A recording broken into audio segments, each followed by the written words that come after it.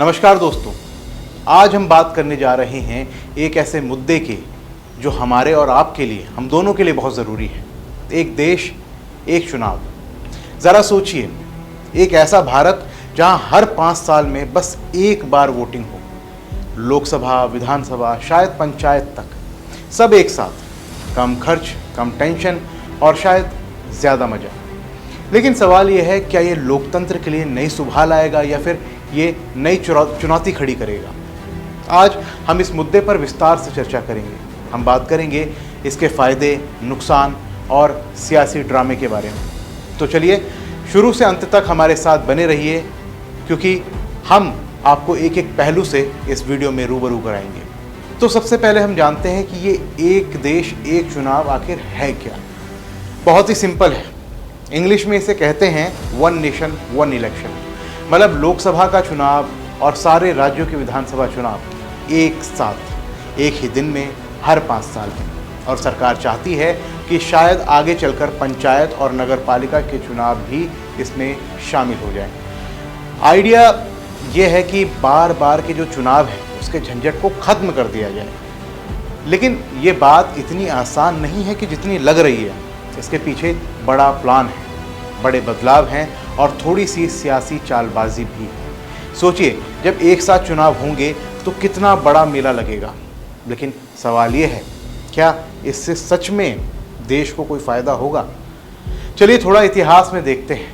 क्या आपको पता है, ये एक देश एक चुनाव का आइडिया जो है, ये कोई नया आइडिया नहीं है। 1951 से लेकर 1967 तक भारत में ये सिस्टम पहले से ही चलता था। उस वक्त लोकसभा और विधानसभा के चुनाव एक साथ होते थे।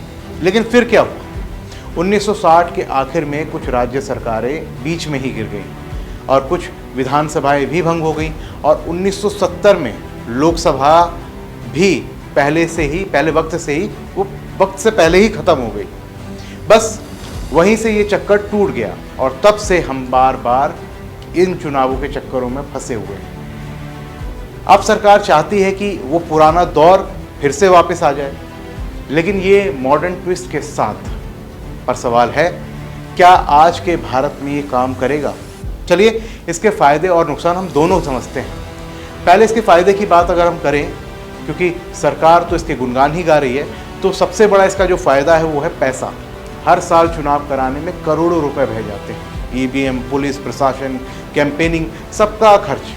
अगर एक साथ चुनाव हुए तो ये खर्च जो है एक बार में निपट जाएगा। मिसाल के लिए एक रिपोर्ट के मुताबिक 2019 के जो लोकसभा चुनाव हुए थे उसमें 60,000 करोड़ रुपए खर्च हुए थे, और वो भी सिर्फ एक चुनाव था। दूसरा फ़ायदा, सरकार अपना काम ढंग से कर पाएंगी। आपने सुना होगा कि मॉडर्न कोड ऑफ कंडक्ट, चुनाव आते ही सरकार के हाथ बंद जाते हैं, नई योजनाएं रुक जाती हैं। एक साथ चुनाव से ये रुकावट जो है वो कम होगी और 5 साल तक सरकार जो है फुल स्पीड में जो है काम कर पाएगी। तीसरा फ़ायदा है आपकी मेरी वोटिंग का जोश। बार बार चुनाव से लोग थक जाते हैं, लेकिन अगर एक बार में सब हो तो शायद ज़्यादा से ज़्यादा लोग वोट देने आएंगे। तो सरकार का दावा है कि पैसा बचेगा, काम बढ़ेगा और देश आगे बढ़ेगा। लेकिन रुकिए, क्योंकि पिक्चर अभी बाकी है। हर सिक्के के 2 पहलू होते हैं और इस सिक्के का दूसरा पहलू भी कम मसालेदार नहीं है। विपक्ष चिल्ला रहा है, ये लोकतंत्र का गला घोटने वाला प्लान है। उनका कहना है कि इससे भारत का संघवाद खतरे में पड़ जाएगा, क्योंकि एक साथ चुनाव होंगे तो राष्ट्रीय मुद्दे हावी रहेंगे और राज्यों के अपने मुद्दे जो है वो दब जाएंगे। मिसाल के तौर पर, अगर यूपी में किसान आंदोलन चल रहा हो लेकिन पूरे देश में मोदी वेव हो तो यूपी की आवाज़ शायद दब जाए। दूसरी बात है जवाबदेही। बार बार चुनाव से सरकारें डर के मारे काम करती हैं, क्योंकि अगला चुनाव उनके सर पर होता है। लेकिन अगर 5 साल तक चुनाव ना हो तो क्या सरकारें ढीली पड़ जाएंगी? और तीसरी बात, ये बड़े राष्ट्रीय दलों जैसे कि बीजेपी को फ़ायदा दे सकता है और छोटे क्षेत्रीय जो दल हैं वो कमज़ोर हो सकते हैं। तो क्या ये लोकतंत्र के लिए खतरा है? सोचने वाली बात है। अब बात करते हैं कि सरकार इसे कैसे लागू करेगी। प्लान है कि 2034 तक पूरे देश में एक साथ चुनाव शुरू हो जाएं, लेकिन इसके लिए बड़े बदलाव चाहिए। संविधान में संशोधन और राज्यों के चुनावी चक्र को ठीक करना। मिसाल के लिए उत्तर प्रदेश में 2032 में विधानसभा चुनाव होने हैं, लेकिन एक देश एक चुनाव के लिए शायद यूपी का कार्यकाल छोटा करके 2034 में लोकसभा के साथ इसे जोड़ दिया जाए, यानी सिर्फ 2 साल का कार्यकाल। 2029 के बाद जो भी विधानसभा चुनाव होंगे उनका कार्यकाल लोकसभा के साथ सिंक हो जाएगा, और अगर बीच में कोई सरकार गिर जाए तो वो बची हुई अवधि के लिए ही उसके चुनाव होंगे, ताकि अगला चक्र ना टूटे। लेकिन अगर चुनाव आयोग को लगे कि किसी राज्य में एक साथ चुनाव मुमकिन नहीं है तो वो अलग से चुनाव की सलाह दे सकता है। तो यह है सरकार का मास्टर प्लान, लेकिन इसके लिए संविधान बदलना होगा और सारे दलों को मनाना होगा। अब ज़रा विपक्ष की भी सुन लेते हैं। कांग्रेस, टीएमसी और क्षेत्रीय दल चिल्ला रहे हैं ये अलोकतांत्रिक है। उनका मानना है कि ये राष्ट्रीय दलों का खेल है जो छोटे दलों को कुचल देगा। उन्हें डर है कि इससे राज्यों की आवाज़ दब जाएगी और बीजेपी जैसे बड़े दल उन पर हावी हो जाएंगे। एक नेता ने तो ये तक कहा कि ये बीजेपी का सियासी मास्टर स्ट्रोक है जिससे वो पूरे देश पर कब्जा कर लेगी। लेकिन सरकार का जवाब है ये देश के भले के लिए है, किसी एक दल के लिए नहीं। पर सवाल ये है, क्या विपक्ष इसके खिलाफ एकजुट होगा या ये बिल भी आसानी से पास हो जाएगा? ड्रामा तो अभी शुरू हुआ है दोस्तों। अब एक बड़ा सवाल ये है, क्या इससे बीजेपी को फ़ायदा होगा? तो इसका जवाब है हाँ, बिल्कुल हो सकता है, क्योंकि बीजेपी एक राष्ट्रीय दल है और एक साथ चुनाव में राष्ट्रीय मुद्दे छाए रहेंगे।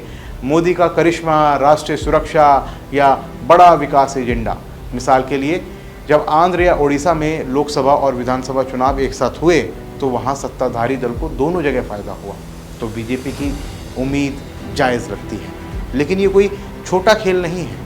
संविधान बदलना, राज्यों को मनाना और विपक्ष के विरोध से लड़ना, ये सब आसान नहीं है। अगर बीजेपी ये जीत लेती है तो शायद ये उनका बड़ा सियासी दांव बन जाए, लेकिन अगर हार गई तो विपक्ष के हाथ एक नया हथियार लग जाएगा। तो दोस्तों, ये एक देश एक चुनाव, क्या ये भारत को नई रफ्तार देगा या लोकतंत्र पर ब्रेक लगा सकता है? फायदे हैं, पैसा बचेगा, काम बढ़ेगा, लेकिन खतरे भी हैं। संघवाद कमज़ोर हो सकता है, जवाबदेही घट सकती है। सरकार कहती है कि ये देश के लिए है, पर विपक्ष कहता है कि ये लोकतंत्र के खिलाफ है। आप क्या सोचते हैं? क्या ये नई शुरुआत है या फिर कोई नई गड़बड़? नीचे कमेंट बॉक्स में अपनी राय हमें ज़रूर बताएं। तो फिलहाल के लिए इस रिपोर्ट में बस इतना ही। मिलते हैं अगली वीडियो में, तब तक के लिए जय हिंद।